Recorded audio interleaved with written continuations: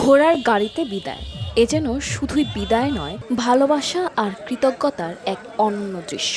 ৩২ বছর ধরে যিনি নিঃস্বার্থভাবে মানুষের সেবা করেছেন, আজ সেই মানুষটিকেই বিদায় জানাতে এক হয়েছে পুরো এলাকা।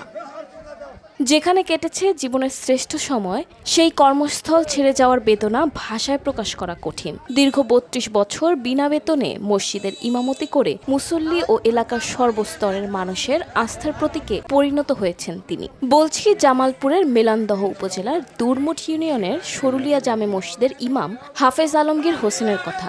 তার এই বিদায়কে স্মরণীয় করে রাখতে এলাকাবাসী আয়োজন করে ব্যতিক্রমী সংবর্ধনার। মুসল্লিরা বলেছেন, তিনি কেবল ইমাম নন, ছিলেন একজন শিক্ষক, অভিভাবক ও পথপ্রদর্শক। উনি ইনশাল্লাহ আমার সঙ্গে থাকছে, আমি ওনার সঙ্গে থাকছি।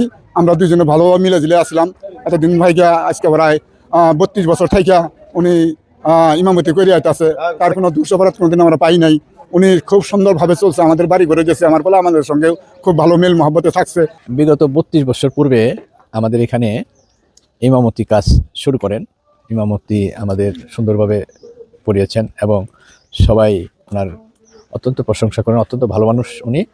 তো আজকে আমরা ওনাকে বিদায় দিতেছি। বিদায় আমাদের সমাজের যে ছেলেপেলেরা আছে তারা সিদ্ধান্ত নিয়েছে যে ঘোড়াগাড়ি দিয়ে ওনাকে আজকে ওনার বাড়ি পর্যন্ত পৌঁছায় দিবে। এই মসজিদ আর এই মহল্লার মানুষ তার জীবনের অবিচ্ছেদ্য অংশ হয়ে উঠেছে। মুসল্লিদের দোয়া ও ভালোবাসাই তার কাছে সবচেয়ে বড় অর্জন। আমার কাছে খুব খারাপই লাগছে, কিন্তু তারপরেও আমার নিজের থেকে যাইতে মনে চাইতেছে না, কিন্তু তারপরেও আমি চাইবো যেন অল্প সময়ের মধ্যে যেন তাদের সকল সঙ্গে দেখা করতে পারি।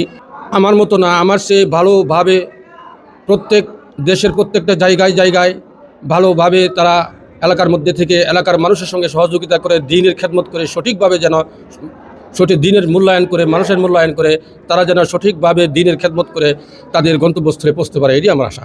সোমবার বিকেলে মসজিদ প্রাঙ্গণে সংবর্ধনা শেষে বিদায় ইমামকে সম্মান জানিয়ে ঘোড়ার গাড়িতে করে উপজেলার আদিপুত গ্রামের নিজ বাড়িতে পৌঁছে দেওয়া হয়। এমন সময় সড়কের দুপাশে দাঁড়িয়ে মানুষ হাত নেড়ে ও দোয়া করে বিদায় জানান। বিদায় কষ্টের হলেও ভালোবাসা আর সম্মানে ভরা এই বিদায় প্রমাণ করে মানুষ চাইলে মানুষের হৃদয়ে চিরস্থায়ী জায়গা করে নিতে পারে। বিদায় মানেই কেবল বিচ্ছেদ নয়, কিছু বিদায় হয়ে ওঠে ভালোবাসা আর সম্মানের স্থায়ী স্মারক।